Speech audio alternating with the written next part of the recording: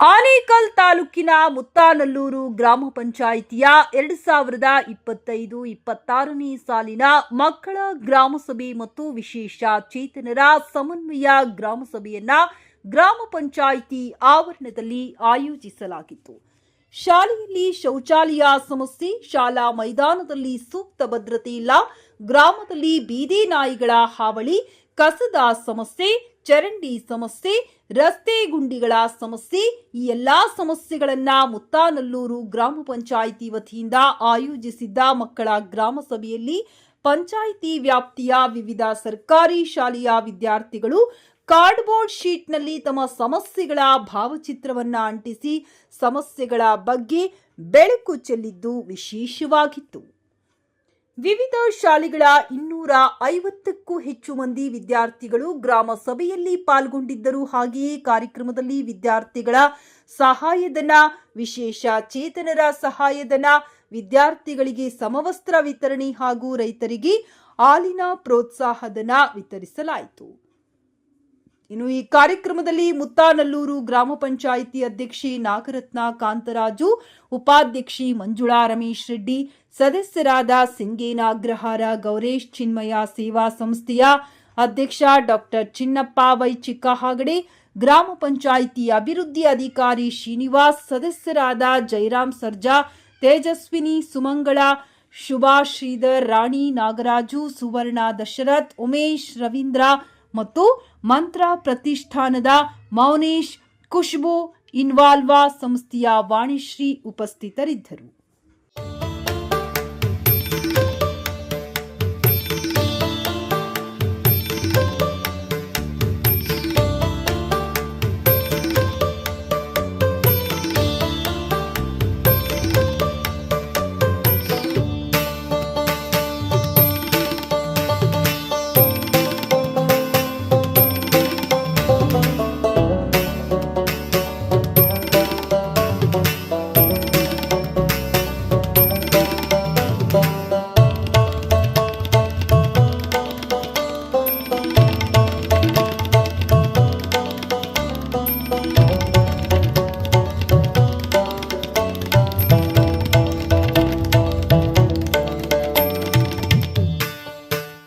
ನಮ್ಮ ಸಮಸ್ಯೆ ಶಾಲೆಯ ಆಟದ ಮೈದಾನ.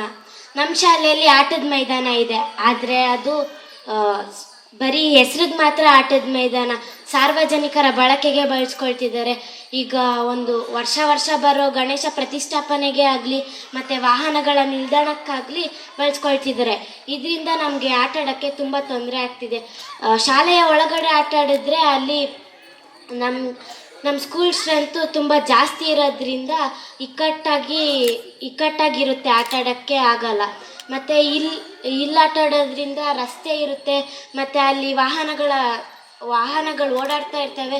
ಅಲ್ಲಿ ಯಾರಾದರೂ ಚಿಕ್ಕ ಮಕ್ಕಳು ಹೋದರೆ ಏನಾದರೂ ಆಗೋ ಸಂಭವವಿರುತ್ತೆ.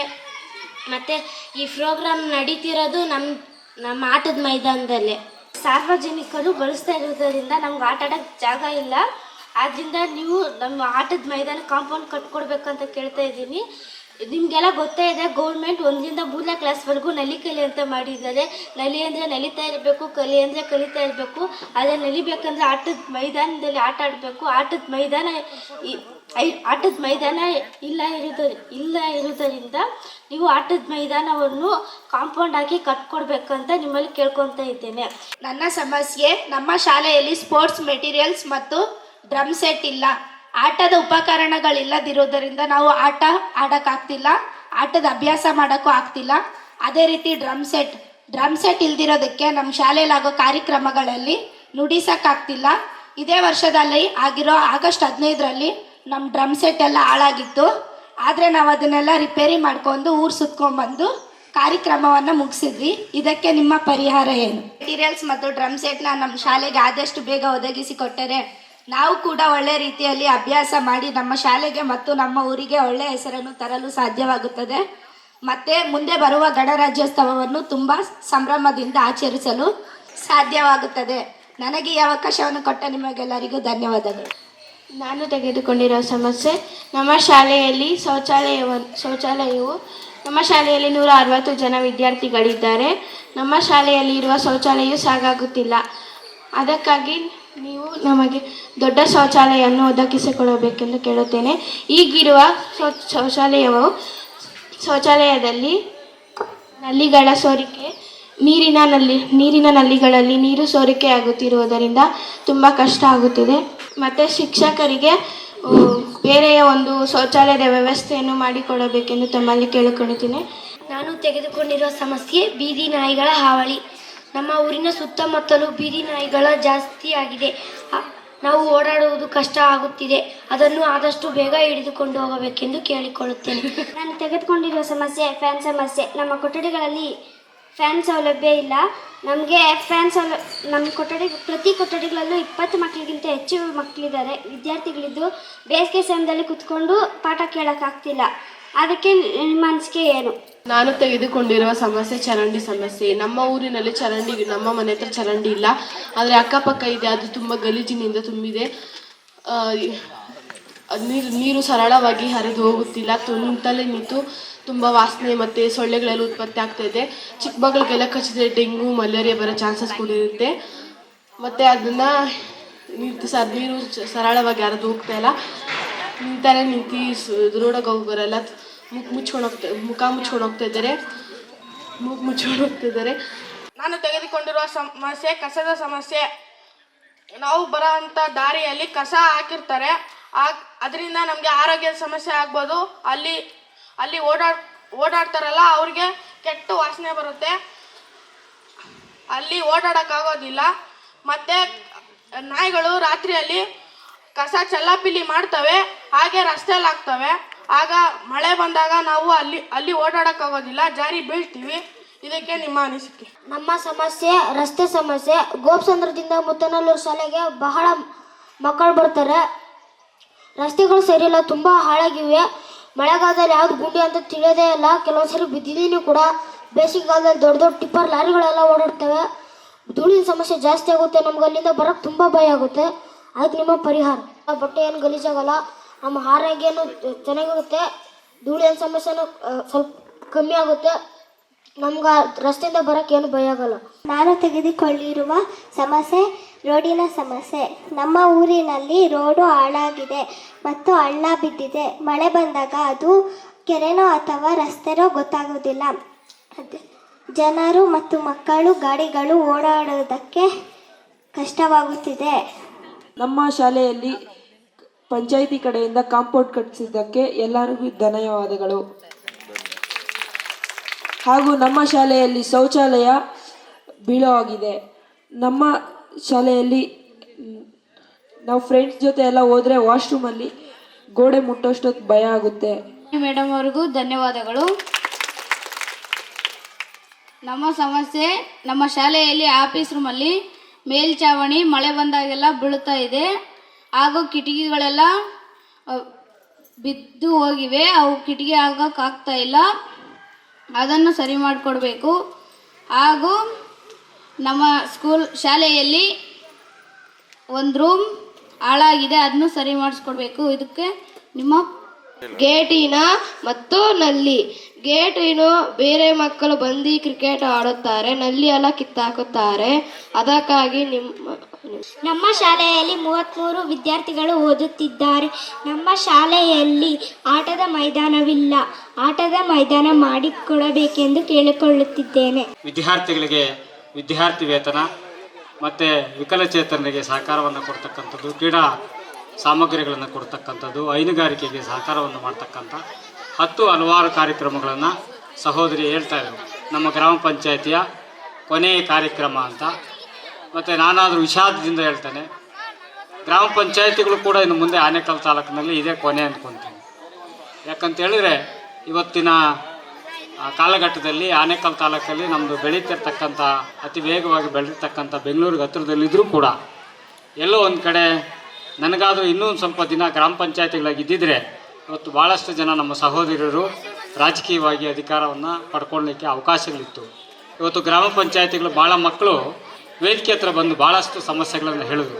ಚರಂಡಿ ಸಮಸ್ಯೆಯಿಂದ ಹಿಡಿದು ಮತ್ತು ನಾಯಿಗಳ ಕಡಿತದಿಂದ ಹಿಡಿದು ಶಾಲೆಯಲ್ಲಿ ಶೌಚಾಲಯ ಸಮಸ್ಯೆಗಳಿಂದ ಹಿಡಿದು ನಾನು ಮಾತಾಡ್ತಕ್ಕಂಥ ಈ ಜಾಗ ನಮ್ಮ ಶ್ರೀಮತಿಯವರ ಅಧ್ಯಕ್ಷರಾಗಿದ್ದಾಗ ಸಂದರ್ಭದಲ್ಲಿ ಇದೇ ಜಾಗ ಸರ್ಕಾರಿ ಶಾಲೆ ಅಂತ ನಮಗೂ ಗೊತ್ತಿತ್ತು. ಮುಖ್ಯಮಂತ್ರಿಗಳ ವಿಶೇಷ ಅನುದಾನದಲ್ಲಿ ಈ ಬಯಲನ್ನು ಅಭಿವೃದ್ಧಿ ಮಾಡಲಿಕ್ಕೆ ಕೂಡ ಹಣವು ಕೂಡ ಬಂದಿತ್ತು. ಆದರೆ ಕೆಲವು ಕಾರಣಾಂತರಗಳಿಂದ ಮಾಡಲಿಕ್ಕೆ ಸಾಧ್ಯ ಆಗಿಲ್ಲ. ಮತ್ತು ನಮ್ಮ ಗ್ರಾಮ ಪಂಚಾಯತಿ ಕೂಡ ಇವತ್ತು ನಮ್ಮ ಗ್ರಾಮದ ಮುಖ್ಯಸ್ಥರು ದಾನ ಕೊಟ್ಟಿರ್ತಕ್ಕಂಥ ಜಾಗ. ಹಾಗಾಗಿ ಇವತ್ತು ನಮ್ಮ ಪಂಚಾಯತಿಗೆ ಏನಾದರೂ ಇದ್ದರೆ ನಮ್ಮದು ಈ ನಂಬರ್ ಕಾಣದ ಓಣಿ ಹತ್ರ ನಾನು ಸಾರಿ ಜಿಲ್ಲಾಧಿಕಾರಿಗಳು ಹೇಳಿದ್ದೀನಿ, 8 ಎಕರೆ ಜಮೀನಿದೆ ನಮ್ಮ ಪಂಚಾಯತಿಗಳಿಗೆ, ಅಂಗನವಾಡಿಗಳಿಗೆ, ಶಾಲೆಗಳಿಗೆ, ಹಾಸ್ಪಿಟ್ಲಿಗೆ ಉಳಿಸಿ ಅಂತಕ್ಕಂಥ ಒಟ್ಟಿನಲ್ಲಿ ನನ್ನ ಹೋರಾಟ ಆಗಿತ್ತು. ಹಾಗಾಗಿ ಇವತ್ತು ಮಕ್ಕಳ ಗ್ರಾಮ ಸಭೆಯನ್ನು ಇದನ್ನು ನಾನು PDO ಮತ್ತು ಎಲ್ಲರಲ್ಲಿ ಮನವಿ ಮಾಡ್ಕೊಳ್ಳೋದೇನೆಂದರೆ, ನಮ್ಮ ವಾರ್ಡ್ ಸಭೆ ಮಾಡ್ತೀವಲ್ಲ, ಆಗಲೇ ಈ ಮಕ್ಕಳ ಸಭೆಯನ್ನು ಮಾಡ್ಕೊಂಬಿಟ್ರೆ ಅವ್ರು ಕೇಳ್ತಕ್ಕಂಥ ಸಮಸ್ಯೆಗಳನ್ನು ವಾರ್ಡ್ ಸಭೆಯಲ್ಲೇ ನಾವು ತೆಗೆದುಕೊಂಬಿಟ್ಟು ಗ್ರಾಮ ಸಭೆಯಲ್ಲಿಟ್ಟು ಅವರ ಎಲ್ಲ ಮೂಲಭೂತ ಸೌಕರ್ಯಗಳನ್ನು ಒದಗಿಸ್ಬೋದು ಅಂತಕ್ಕಂಥದ್ದು ನನ್ನ ಆಶಯ. ಮತ್ತು ಈ ಒಂದು ಮಕ್ಕಳ ಈ ಒಂದು ಸಭೆಯಲ್ಲಿ ಮಕ್ಕಳು ತಮ್ಮ ಶಾಲೆಯ ಜೊತೆಗೆ ಸಮಾಜದ ಕೆಲವು ಸಮಸ್ಯೆಗಳ ಬಗ್ಗೆ ಕೂಡ ಬೆಳಕನ್ನು ಚೆಲ್ಲಿದ್ದಾರೆ. ಹಾಗಾಗಿ ಅವರ ಮನಸ್ಸುಗಳಿಗೆ ನಾವು ಗ್ರಾಮ ಪಂಚಾಯತಿ ಕೆಲಸವನ್ನು ಮಾಡಬೇಕಾಗ್ತದೆ. ಆದರೆ ಕೆಲವೊಂದು ಇತಿಮಿತಿಗಳಿರ್ತದೆ.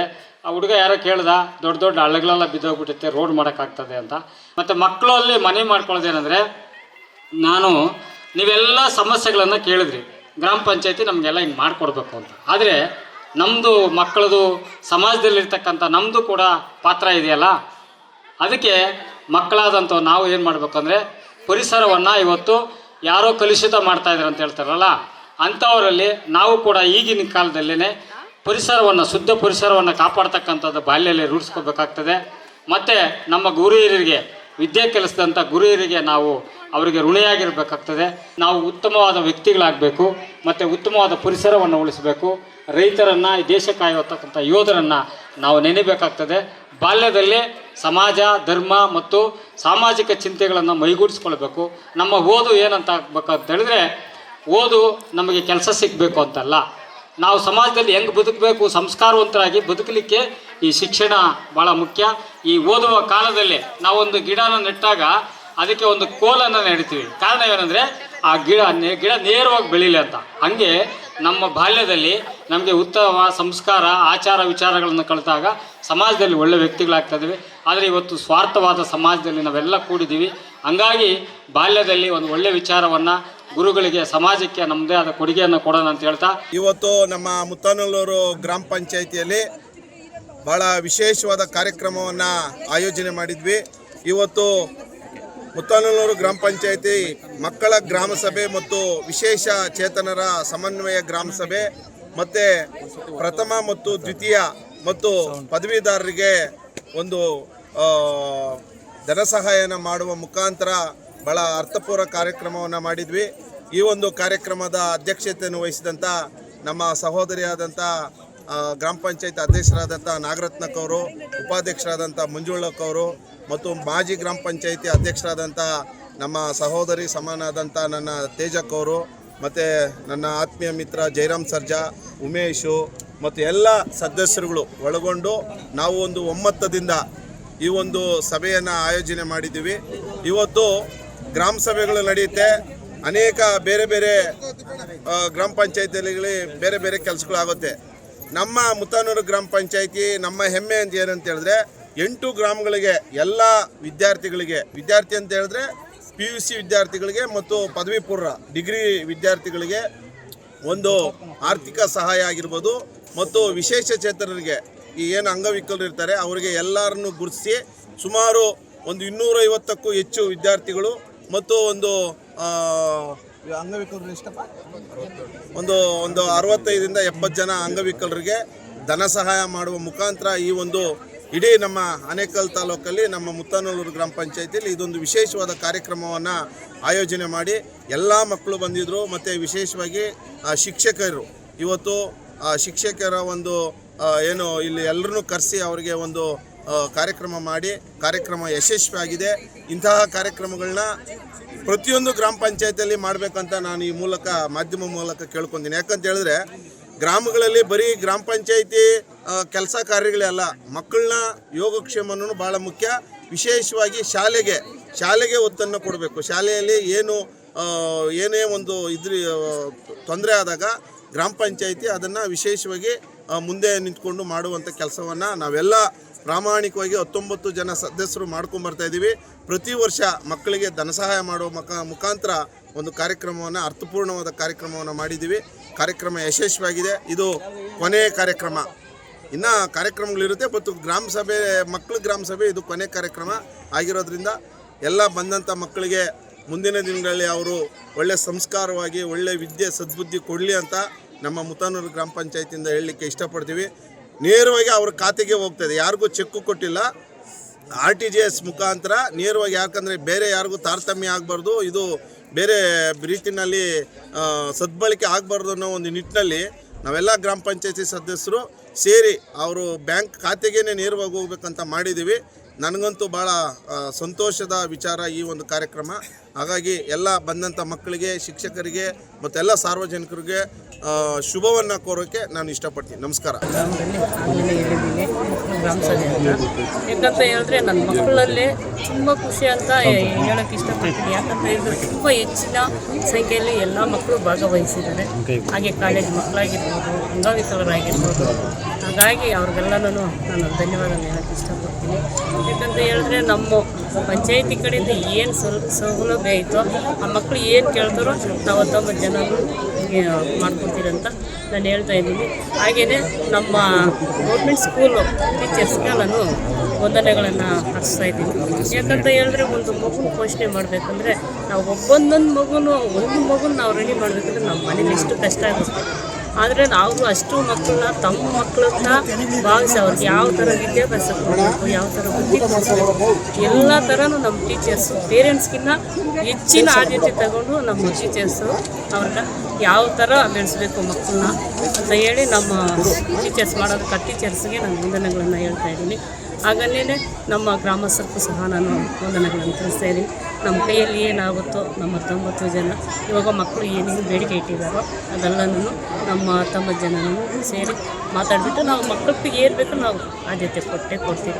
ಆದಷ್ಟು ಬೇಗ ಮಾಡಿಸ್ಕೊಳ್ತೀವಿ ಅಂತ ಹೇಳ್ತಾ ಎಲ್ರಿಗೂ ಈ ದಿನ ಮಕ್ಕಳ ಗ್ರಾಮ ಸಭೆ ಹಾಗೂ ವಿಶೇಷ ಚೇತನರ ಸಮನ್ವಯ ಸಭೆ ಹಾಗೂ ವಿದ್ಯಾರ್ಥಿ ವೇತನಗಳು, ಇದರ ಬಗ್ಗೆ ನಾವು ನಮ್ಮ ಪಂಚಾಯತಿ ಮುಂದೆ ಸಭೆಯನ್ನು ಹಮ್ಮಿಕೊಂಡಿದ್ವಿ. ಅದು ತುಂಬ ಅಚ್ಚುಕಟ್ಟಾಗಿ ಅದು ನೆರವೇರಿದೆ ಅಂತ ನಾನು ಭಾವಿಸ್ತಾ ಇದ್ದೀನಿ. ಯಾಕಂದರೆ ನಮ್ಮ ಪುಟಾಣಿ ಮಕ್ಕಳು ಅವರ ಪುಟ್ಟ ಬಾಯಿಗಳಿಂದ ತುಂಬ ಚೆನ್ನಾಗಿ ಸೊಗಸಾಗಿ ಅವರ ಪ್ರತಿಯೊಂದು ಕ್ವಶನ್ಗಳು ನಮ್ಮನ್ನು ಕೇಳ್ತಾ ಇದ್ದರೆ ನಾವು ಅವ್ರಿಗೆ ಆನ್ಸರ್ ಪ್ರತಿಯೊಂದೂ ಸ್ವಲ್ಪ ಚಿಕ್ಕದಾಗಿ ನಾವು ಆನ್ಸರ್ ಮಾಡಿದ್ದೀವಿ. ಅವರು ಇನ್ನು ಮುಂದೆ, ಯಾಕಂದರೆ ಅವ್ರು ಈಗಿನ ಮಕ್ಕಳು ಮುಂದಿನ ಪ್ರಜೆಗಳವರು, ಯಾವುದೇ ಅವರು ಕುಂದುಕೊರತೆಗಳು ಅವ್ರು ಬಂದು ನಮ್ಮ ಹತ್ರ ಹೇಳ್ಕೊಂಡ್ರೆ ಅದು ನಾವು ಇಮಿಡಿಯೇಟಾಗಿ ಬಗೆಹರಿಸ್ತೀವಿ. ಯಾಕಂದರೆ ಈಗ ಶಾಲೆ ಹತ್ರ ತುಂಬ ಗಿಡ ಗಂಟೆಗಳು ಮತ್ತು ಯಜ್ಞ ಇಲಿಗಳು ಎಲ್ಲ ಬಂದು ಗಲೀಜು ಮಾಡಿತ್ತು ಶಾಲೆ ಸುತ್ತನೂ. ಅವ್ರು ಬಂದು ನಮ್ಗೆ ತುಂಬ ಇದಾಗ್ತಾ ಇದೆ ಅಂತ ಹೇಳಿದ್ರು. ಅದಕ್ಕೆ ಹೋಗಿ ಅಲ್ಲೆಲ್ಲ ಸುತ್ತನೂ ಕಾಂಕ್ರೀಟ್ ಹಾಕ್ಸಿ ಅದನ್ನೆಲ್ಲ ಬ್ಲಾಕ್ ಮಾಡಿಸಿ ಬಂದ್ವಿ. ಮತ್ತು ನೀರಿನ ಸೋರಿಕೆ ಆಗ್ತಾಯಿತ್ತು. ಆ ನೀರಿನ ಸೋರಿಕೆನಲ್ಲಿ ಎಲ್ಲ ಇದು ಹೋಗಿ ಅದೆಲ್ಲ ನಾವು ಸ್ವಚ್ಛತೆ ಮಾಡಿಸಿ ಬಂದ್ವಿ. ಮತ್ತು ಟಾಯ್ಲೆಟ್ಗಳು ತುಂಬ ಗಲೀಜು, ಯಾಕಂದರೆ ಮಕ್ಕಳಲ್ವ ತುಂಬ ಗಲೀಜು ಮಾಡ್ತವೆ. ಅದಕ್ಕೋಸ್ಕರ ನಾವು ಪಂಚಾಯತಿ ಕಡೆಯಿಂದ ಒಬ್ಬ ಸ್ವಚ್ಛತೆಗಾರನ್ನು ನೇಮಿಸ್ತಾ ಇದ್ದೀವಿ. ಅದಕ್ಕೆ ಬೇಕಾಗಿದ್ದಂಥ ಸಲಕರಣೆಗಳು, ಒಂದು ಪೊರ್ಕೆಗಳಾಗಲಿ, ಸ್ಯಾನಿಟೈಸರ್ ಪ್ರತಿಯೊಂದು ನಾವು ಅವರಿಗೆ ನಮ್ಮ ಪಂಚಾಯತಿಯಿಂದ ಕಡೆಯಿಂದ ಕೊಡ್ತಾ ಇದ್ದೀವಿ. ಮತ್ತು ಒಬ್ಬ ಟೀಚರ್ದು ತುಂಬ ಅವರಿಗೆ ಟೀಚರ್ಸ್ ಕೊರತೆ ಇತ್ತು. ಅದಕ್ಕೋಸ್ಕರ ಪಂಚಾಯತಿ ಕಡೆಯಿಂದ ಒಬ್ಬ ಶಿಕ್ಷಕಿಯನ್ನು ನಾವು ನೇಮಕ ಮಾಡಿ ಅವರಿಗೆ ನಾವು ಪ್ರೋತ್ಸಾಹವನ್ನು ನಮ್ಮ ಪಂಚಾಯತಿ ಕಡೆಯಿಂದ ಕೊಡ್ತಾ ಇದ್ದೀವಿ. ಅದೇ ರೀತಿ ಪ್ರತಿಯೊಂದು ಗ್ರಾಮದಲ್ಲಿ ನಮ್ಮ ಪಂಚಾಯತಿಗೆ ಮೀಸಲಾಗಿರುವ 8 ಗ್ರಾಮದಲ್ಲಿ ಪ್ರತಿಯೊಂದು ಅಂಗನವಾಡಿಗಾಗಲಿ ಮತ್ತು ಸ್ಕೂಲಿಗಾಗಲಿ ಶೌಚಾಲಯಗಳಿಗೆ ಬೇಕಾಗಿದ್ದ ಸಾಮಗ್ರಿಗಳು ಮತ್ತು ಅದು ಕ್ಲೀನ್ ಮಾಡೋ ಪ್ರತಿಯೊಂದು ಪಂಚಾಯತಿ ಕಡೆಯಿಂದ ಪ್ರತಿಯೊಂದು ಹಳ್ಳಿಗೂ ನಾವು ಪ್ರೋತ್ಸಾಹಧನ ಕೊಡ್ತಾ ಇದ್ದೀವಿ. ಯಾಕಂದರೆ ಅವರಲ್ಲಿ ಗೌರ್ಮೆಂಟಿಂದ ಕೊಡೋದು ಅವರು ಒಂದು 1000 ರೂಪಾಯಿ ಕೊಟ್ಟರೆ ಅಡುಗೆ ಮಾಡೋರಿಗೆಲ್ಲರೂ ಅವ್ರು ಸಾಕಾಗಲ್ಲ. ಯಾಕಂದರೆ ಈಗಿನ ಕಾಲದಲ್ಲಿ ಎಲ್ಲ ಬೆಲೆಗಳು ತುಂಬ ದುಬಾರಿ ಆಗಿದೆ. ಅವ್ರಿಗೆ ಸಾಕಾಗೋದಿಲ್ಲ ಅಂತ ನಮಗೆ ಅವ್ರು ರಿಕ್ವೆಸ್ಟ್ ಕೊಟ್ಟರು. ನಾವು ನಮ್ಮ ಕಡೆಯಿಂದ ಅವ್ರಿಗೆ ತಿಂಗಳಿಗೆ 3-3 ಸಾವಿರ ನಾವು ಪ್ರೋತ್ಸಾಹಧನ ಕೊಡ್ತಾ ಇದ್ದೀವಿ. ಅದೆಲ್ಲ ನಮ್ಮ ಪಂಚಾಯತಿ ಕಡೆಯಿಂದನೇ ಆಗ್ತಾ ಇದೆ. ಅದಕ್ಕೋಸ್ಕರ ಇಡೀ ನಮ್ಮ ಪಂಚಾಯತಿ ಅಭಿವೃದ್ಧಿ ಅಧಿಕಾರಿಗಳಾಗಲಿ, ಅಧ್ಯಕ್ಷರಾಗಲಿ, ನಮ್ಮ ಸಹೋದ್ಯೋಗಿಗಳು ಎಲ್ಲ ಪ್ರತಿಯೊಂದು ಸದಸ್ಯರಿಗಳಿಗೂ ನಾನು ಅದೊಂದು ಮನವಿ. ನಂದು ಇನ್ನೊಂದು ವಿಷಯ ಏನಂದರೆ, ಈಗ ನಮ್ಮ ಸದಸ್ಯರಲ್ಲಿ ಕೇಳ್ಕೊತಾ ಇದ್ದೀನಿ, ಮುಂದಿನ ಸಭೆಯಲ್ಲಿ ಈಗ ಅಂಗವಿಕಲತೆಯವರಿದ್ದಾರೆ, ಅವ್ರಿಗೋಸ್ಕರ ನಾವು ವರ್ಷಕ್ಕೊಂದ್ಸರಿ ನಾವು ಅವರಿಗೆ ಒಂದು 5,000-10,000 ಕೊಟ್ಬಿಡ್ತೀವಿ. ಅವರು ಒಂದು ತಿಂಗಳಲ್ಲಿ ಅದನ್ನು ಖರ್ಚು ಮಾಡಿಬಿಡ್ತಾರೆ. ಅವರು ಯಾಕಂದರೆ ಅವ್ರಿಗೆ ಇದಿರುತ್ತೆ, ಖರ್ಚು ಮಾಡಿಬಿಡ್ತಾರೆ. ತಿಂಗಳಿಗೂ ಅವ್ರಿಗೆ ಅವ್ರ ಖರ್ಚು ಇರುತ್ತೆ, ಮಾತ್ರೆಗಳು ಎಷ್ಟೋ ಇರುತ್ತೆ ಅವ್ರಿಗೆ. ಆ ತಿಂಗಳು ಕೊಡೋರಿಲ್ಲ. ಒಂದು 100% ಎಷ್ಟೋ ನಮ್ಮ ಇಡೀ ಪಂಚಾಯತಿಯಲ್ಲಿ 12 ಜನ ಇದ್ದಾರೆ, 100% ವಿಕಲಚೇತನವರಿಗೂ. ಅವ್ರಿಗೆ ನಮ್ಮ ಸದಸ್ಯರಲ್ಲಿ ಕೇಳ್ಕೊತಾ ಇದ್ದೀನಿ, ನಾನು ಹಂಗೆ ನಮ್ಮ ಅಧ್ಯಕ್ಷರಲ್ಲಿ PDO ಅಲ್ಲಿ ಕೇಳ್ಕೊತಾ ಇದ್ದೀನಿ. ಅವ್ರು ತಿಂಗಳು ಒಂದೊಂದು 1000 ರೂಪಾಯಿ, ಒಂದು 50% ಇರೋರಿಗೆ 500 ರೂಪಾಯಿ ತಿಂಗಳು ಹೋಗ್ಬಿಟ್ರೆ ಅವ್ರಿಗೆ ಒಂದು ಔಷಧಿಗಾಗಲಿ ಅವ್ರಿಗೆ ಒಂದು ಊಟದ ವ್ಯವಸ್ಥೆಗಾಗಲಿ ಅದಾಗುತ್ತೆ. ಯಾಕಂದ್ರೆ ನಾವು ಒಂದೇ ಸರಿ ಕೊಟ್ಟರೆ ಅದು ಅವ್ರಿಗೆ ಪ್ರಯೋಜನ ಆಗಲ್ಲ. ಒಂದೇ ಸರಿ ಖರ್ಚು ಮಾಡಿಬಿಟ್ರೆ ಮತ್ತೆ ವರ್ಷ ಪೂರ್ತಿ ಅವರು ಇದರಲ್ಲಿರ್ತಾರೆ. ಅದಕ್ಕೋಸ್ಕರ ನಮ್ಮ ಎಲ್ಲ ಸದಸ್ಯರು ಕೇಳ್ಕೊತಾ ಇದ್ದೀನಿ, ನಾವು ಮುಂದಿನ ಸಭೆಯಲ್ಲಿ ಅವರಿಗೆ ತಿಂಗಳು ಮಾಶಾಸನ ಅಂತ ಓದೋ ರೀತಿ ನಾವು ಕೊಡ್ತೀವಿ ಅಂತ ನಾನು ಕೇಳ್ಕೊತಾ ಇದ್ದೀನಿ, ನಿಮ್ಮನ್ನು ಕೇಳ್ಕೊತಾ ಇದ್ದೀನಿ. ದಯವಿಟ್ಟು ಇದಕ್ಕೆಲ್ಲ ಸದಸ್ಯರು ಪ್ರೋತ್ಸಾಹ ಕೊಟ್ಟರೆ ನಾವು ಅದನ್ನು ಮುಂದೆ ಅದೇ ರೀತಿ ನಾವು ನಡ್ಸ್ಕೊಂಡು ಹೋಗ್ತೀವಿ. ಇಷ್ಟು ಹೇಳಿ ನಾನು ಮಾತು ಮುಗಿಸೋದು. ಜೈ ಹಿಂದ್, ಜೈ ಕರ್ನಾಟಕ. ನಮ್ಮ ಮುತ್ತಾನೂರು ಗ್ರಾಮ ಪಂಚಾಯಿತಿಯಲ್ಲಿ ಉತ್ತಮವಾದ ಕಾರ್ಯಕ್ರಮವನ್ನು ಆಯೋಜಿಸಿದ್ದಾರೆ. ಈ ಕಾರ್ಯಕ್ರಮ ಮಕ್ಕಳ ಗ್ರಾಮ ಸಭೆ ಮತ್ತು ಅಂಗವಿಕಲರ ಗ್ರಾಮ ಸಭೆಯನ್ನು ಆಯೋಜಿಸಿದ್ದು ಉತ್ತಮವಾಗಿ ನಡೆಯಿತು. ಯಾಕಂದರೆ ಅವರ ಕುಂದುಕೊರತೆಗಳನ್ನು ಅವರು ಹೇಳಿದ್ರು, ಯಾವ ಥರ ಏನೇನು ಅವರಿಗೆ ಫಾಲ್ಟ್ ಇದೆ, ಒಂದು ವ್ಯವಸ್ಥೆ ಆಗಿರ್ಬೋದು, ಮತ್ತು ರಸ್ತೆ ಆಗಿರ್ಬೋದು, ಮತ್ತು ಕಸ ಇದಾಗಿರ್ಬೋದು, ಅದು ಸ್ಕೂಲಲ್ಲಿ ಏನೇನು ವ್ಯವಸ್ಥೆ, ಒಂದು ಫ್ಯಾನ್ ಆಗಿರ್ಬೋದು, ಪ್ರತಿಯೊಂದು ಅವ್ರ ಕುಂದುಕೊರತೆಗಳು ಏನು ಹೇಳಿದ್ರು ಖುಷಿಯಾಗುತ್ತೆ. ಯಾಕಂದರೆ ಮಕ್ಕಳು ಇಂದಿನ ಮಕ್ಕಳೇ ಮುಂದಿನ ಪ್ರಜೆಗಳು ಅಂತ ಹೇಳ್ತಾರಲ್ಲ, ಆ ಥರ ಅವರು ಈಗ ಏನು ಕುಂದುಕೊರತೆಗಳನ್ನು ಹೇಳಿದ್ರೆ ನೆಕ್ಸ್ಟ್ ಮುಂಚೆ ಅವ್ರು ದೊಡ್ಡವರಾದಮೇಲೆ ಸ್ಟ್ಯಾಂಡ್ ನಿಂತ್ಕೊಬೋದು, ಇಲ್ಲ ನೋಡಿ ಈ ಥರ ರಾಂಗ್ ಆಗಿದೆ, ಇದನ್ನು ಕರೆಕ್ಟ್ ಮಾಡಿಕೊಡಿ ಅಂತ ಒಂದು ಅಧಿಕಾರಿಗಳಾಗಿ ಇಲ್ಲ ಒಂದು ಪ್ರಾಂತದಲ್ಲಿರುವಂಥ ಸದಸ್ಯರಿಗಾಗಿ ಧೈರ್ಯವಾಗಿ ನಿಂತ್ಕೊಂಡು ಅಂತ ಒಂದು ಚೇತನ ಅಂದರೆ ಒಂದು ಕಾನ್ಫಿಡೆಂಟ್ ಮಕ್ಕಳಲ್ಲಿ ಬೆಳೀತಾ ಇದೆ. ತುಂಬ ಚೆನ್ನಾಗಿದೆ. ಎಲ್ಲ 8 ಗ್ರಾಮದಲ್ಲಿ ಸಹ ಇವತ್ತು ಮಕ್ಕಳು ತುಂಬ ಚೆನ್ನಾಗಿ ಓದ್ತಾ ಇದ್ದಾರೆ. ಪ್ರೋತ್ಸಾಹಧನ ಕೊಡ್ತಾ ಇದ್ದೀವಿ ನಮ್ಮ ಪಂಚಾಯಿತಿ ವತಿಯಿಂದ. ಹಾಗೆ ಅಂಗವಿಕಲರಿಗೆ ಪ್ರತಿ ವರ್ಷ ಸಹ ಅವರು 25 ಅಡಿಯ ಒಂದು ಇದರಲ್ಲಿ ನಾವು 15 ಫೈನಾನ್ಸ್ ಇದರಲ್ಲಿ ನಾವು ಕೊಡ್ತಾ ಇದ್ದೀವಿ. ಅವ್ರಿಗೂ ಒಂದು ತುಂಬ ಚೆನ್ನಾಗಿ ಉಪಯೋಗ ಮಾಡ್ಕೊತಾ ಇದ್ದಾರೆ. ವಿದ್ಯಾಭ್ಯಾಸ ಮಕ್ಕಳಿಗಾಗಲಿ, ಹಾಗೆ ಮತ್ತು ಪ್ರೋತ್ಸಾಹ ಹಾಲು ಒಕ್ಕೂಟದಿಂದ ನಾವು ಹಾಲು ಒಕ್ಕೂಟಕ್ಕೆ 2 ರೂಪಾಯಿ ಅಂತ ನಾವು ಪ್ರತಿ ತಿಂಗಳು ಸಹ ರೈತರಿಗೆ ಒಂದು ಬೆಂಬಲ ಕೊಡ್ತಾ ಇದ್ದೀವಿ. ಹೀಗೆ ಪಂಚಾಯಿತಿಯಲ್ಲಿ ತುಂಬ ಕಾರ್ಯಕ್ರಮ ಮಾಡ್ತೀವಿ. ಖಾತೆ ಆಂದೋಲನ ಮಾಡಿದ್ವಿ, ಮತ್ತು ಕ್ರೀಡಾ ಇದಕ್ಕೆ ನಾವು ಪ್ರೋತ್ಸಾಹ ಮಾಡ್ತಾ ಇದ್ವಿ. ಪ್ರತಿಯೊಂದು ಏನೇ ಕುಂದುಕೊರತೆಗಳು ಬಂದು ನಾವು ಮುಂದೆ ನಿಂತು ಈ 5 ವರ್ಷದ ಅವಧಿಯಲ್ಲಿ ನಮ್ಮ ಕೈಲಾದಷ್ಟು ನಮ್ಮ ಅವಧಿ ಏನಿದೆ, ನಮ್ಮ ಎಷ್ಟು ನಮಗೆ ಬಜೆಟ್ ಬರುತ್ತೋ ಪ್ರತಿಯೊಂದು ಸದಸ್ಯರಿಗೂ ಆ ಅವಧಿಯ ಇದರಲ್ಲಿ ಪ್ರತಿಯೊಂದು ಇದು ಸಹ ನಾವು ಕುಂದುಕೊರತೆ ತುಂಬ ಇದು ಮಾಡಿದ್ದೀವಿ. ನಾವು 19 ಸಹದರು ಸಹ ತುಂಬ ಚೆನ್ನಾಗಿ ಈ 5 ವರ್ಷದ ಕಾಲದಲ್ಲಿ ತುಂಬ ಚೆನ್ನಾಗಿ ಕಟ್ಟುನಿಟ್ಟಾಗಿ ತುಂಬ ಒಂದು ಒಗ್ಗೂಟವಾಗಿ ನಾವು ಹೇಳ್ಕೊಂಡು ಹೋಗಿದ್ದೀವಿ. ಅಧ್ಯಕ್ಷರನ್ನು ಮಾಡಿದ ನಮ್ಮ ನಾಗರತ್ನಕ್ಕ ಅವರಿಗೆ ತುಂಬ ಧನ್ಯವಾದಗಳನ್ನು ಹೇಳ್ತಾ ಇದ್ದೀನಿ. ಗ್ರಾಮ ಪಂಚಾಯತಿ ವತಿಯಿಂದ ಒಂದು 4ನೇ ಒಂದು ಏನು ವಿದ್ಯಾರ್ಥಿಗಳಿಗೆ PU ಇಂದ ಮತ್ತು ಉನ್ನತ ಶಿಕ್ಷಣವರೆಗೂ 5,000ಗಳ ಪ್ರೋತ್ಸಾಹಧನ ಆಗಿರ್ಬೋದು, ಮತ್ತು ವಿಕಲಚೇತನವರಿಗೆ ಅವ್ರಿಗೆ 5,000 ಪ್ರೋತ್ಸಾಹನ ಆಗಿರ್ಬೋದು, ಮತ್ತು ಹಾಲು ಉತ್ಪಾದಕರಿಗೆ ಪ್ರತಿ ಲೀಟ್ರಿಗೆ 2 ರೂಪಾಯಿ ಅಂತ ಒಂದು ಪ್ರೋತ್ಸಾಹನ ಆಗಿರ್ಬೋದು, ಮತ್ತು ಎಲ್ಲ 8 ಗ್ರಾಮಗಳ ಒಂದು ಶಾಲಾ ವಿದ್ಯಾರ್ಥಿಗಳಿಗೆ ಸಮೋಸೆಗಳು ಕೊಡೋದಾಗಿರ್ಬೋದು, ಒಂದು ವಿಭಿನ್ನ ರೀತಿಯಲ್ಲಿ ಒಂದು ಕಾರ್ಯಕ್ರಮವನ್ನು ಹಮ್ಮಿಕೊಂಡು ಅದರಲ್ಲಿ ವಿಶೇಷವಾಗಿ ಮಕ್ಕಳ ಗ್ರಾಮ ಸಭೆಯನ್ನು ಆಯೋಜನೆ ಮಾಡಿ ನಾವೆಲ್ಲರೂ ಕೂಡ ಮಕ್ಕಳಿಗೆ ಒಂದು ಅವಕಾಶ ಮಾಡಿಕೊಟ್ಟಿದ್ದೀವಿ. ಗ್ರಾಮ ಸಭೆ ಅಂದರೆ ಏನು, ಪಂಚಾಯಿತಿ ಅಂದರೆ ಏನು, ಗ್ರಾಮ ಪಂಚಾಯಿತಿಯಲ್ಲಿ ಏನನ್ನು ಸೌಲಭ್ಯಗಳು ಸಿಗುತ್ತೆ ಏನನ್ನು ಅಂತ ಹೇಳಿ ಈಗಾಗಲೇ ಮಕ್ಕಳು ಕೂಡ ಒಂದು ಕ್ವಶನನ್ನು ಹಾಕಿದ್ರು. ಮತ್ತು ಅದಕ್ಕೆ ಎಲ್ಲ ನಾವು ಸದಸ್ಯ ಚುನಾಯಿತ ಪ್ರತಿನಿಧಿಗಳಾಗಿರ್ಬೋದು, ಮತ್ತು ನಮ್ಮ ಗ್ರಾಮ ಪಂಚಾಯತಿ PDO ಆಗಿರ್ಬೋದು, ಶ್ರೀನಿವಾಸಯ್ಯವರಾಗಿರ್ಬೋದು, ಎಲ್ಲ ರೀತಿಯಲ್ಲೂ ಅವರು ಕೂಡ ಒಂದು ಉತ್ತರವನ್ನು ಕೊಟ್ಟಿದ್ದೀವಿ.